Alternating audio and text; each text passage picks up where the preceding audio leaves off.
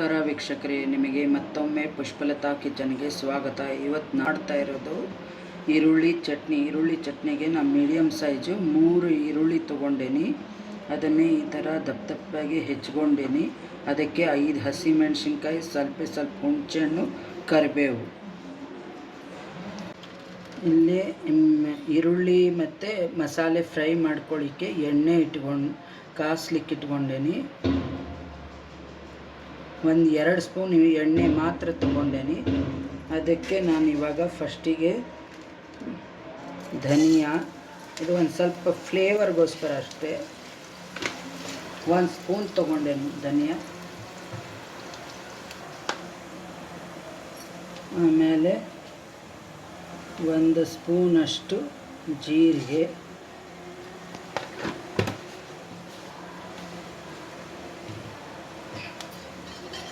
ಇದನ್ನು ಚೆನ್ನಾಗಿ ಫ್ರೈ ಮಾಡ್ಕೋಬೇಕು.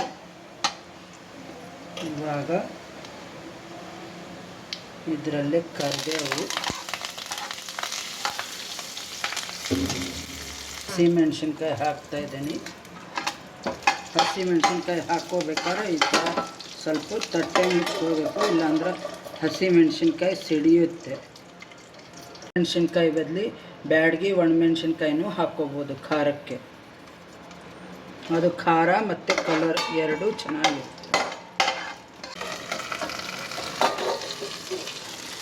ಇವಾಗ ನೋಡಿ ಹಸಿಮೆಣಸಿನ್ಕಾಯಿ ಫ್ರೈ ಆಗಿದೆ. ಇದಕ್ಕೆ ಈರುಳ್ಳಿ ಹಾಕ್ತಾಯಿದ್ದೀನಿ ಇವಾಗ.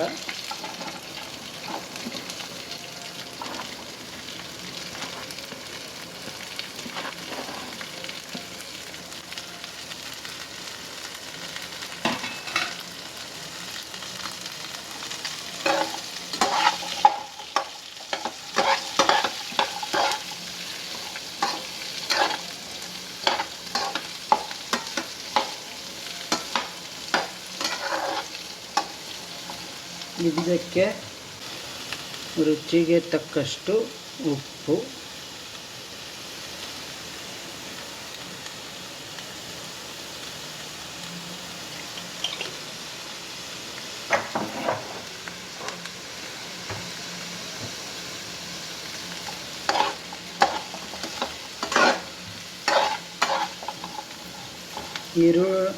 ಉಪ್ಪು ಹಾಕಿದರೆ ಈರುಳ್ಳಿ ಬೇಗನೆ ಮೆತ್ತಗಾಗುತ್ತೆ.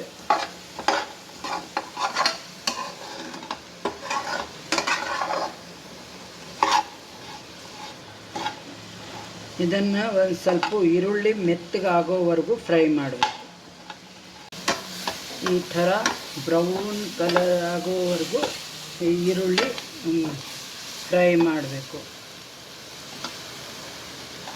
ಇದಕ್ಕೆ ಕೊತ್ತಂಬರಿ ಸೊಪ್ಪು ಮತ್ತು ಹುಣಸೆಹಣ್ಣು,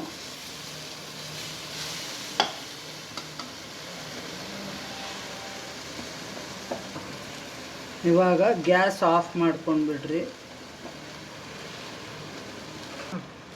ಬೆಲ್ಲ,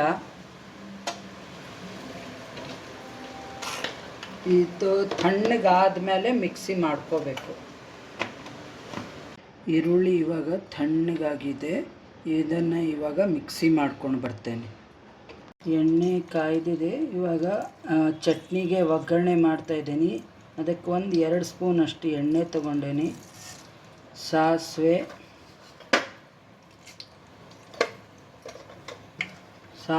ಒಂದು ಅರ್ಧ ಸ್ಪೂನ್ ಹಾಕೀನಿ. ಕಡಲೆಬೇಳೆ ಮತ್ತು ಉದ್ದಿನಬೇಳೆ,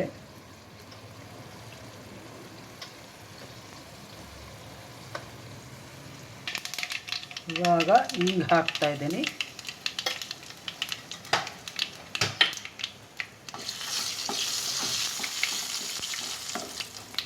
ಒಗ್ಗರಣೆ ಆಗಿದೆ. ಇವಾಗ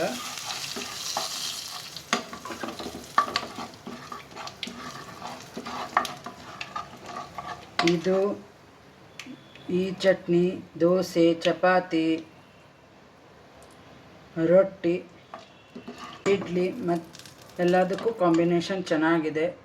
ಮಾಡಿ ನೋಡಿ ಚಟ್ನಿಗೆ ಒಗ್ಗರಣೆ ಹಾಕಿದ್ದೇನೆ. ಈ ವಿಡಿಯೋ ನಿಮಗೆ ಇಷ್ಟವಾದಲ್ಲಿ ಸಬ್ಸ್ಕ್ರೈಬ್ ಮಾಡಿ, ಬೆಲ್ ಐಕಾನ್ ಕ್ಲಿಕ್ ಮಾಡಿ. Thank you.